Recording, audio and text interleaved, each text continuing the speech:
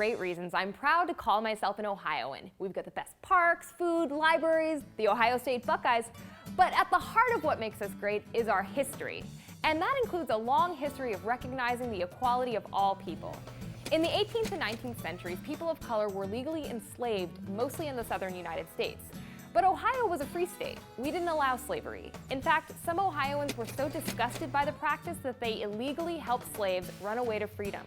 Ohio played an important role in the Underground Railroad, a system of safe houses and hiding places that helped fugitive slaves escape.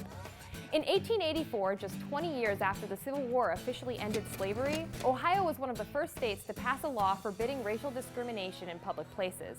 In some cases, though, this law was not enforced, and in 1959, through the work of activists like Barbie Durham, the law was reinforced and expanded to stop employers from discriminating due to race.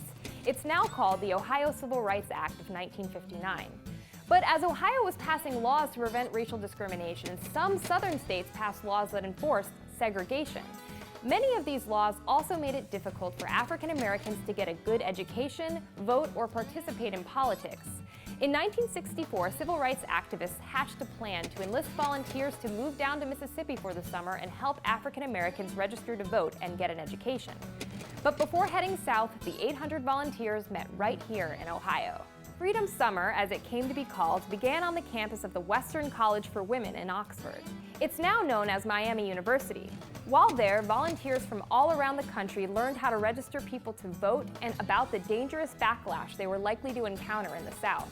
In fact, 3 of these volunteers would go on to fall victim to violent segregationists in Mississippi. But the project succeeded in calling attention to the civil rights movement. With a history of recognizing racial equality, it's not surprising that some of Ohio's greatest inventors, politicians, athletes, and artists are African American. And it's only because we recognize their equality that we were able to benefit from their immeasurable contributions.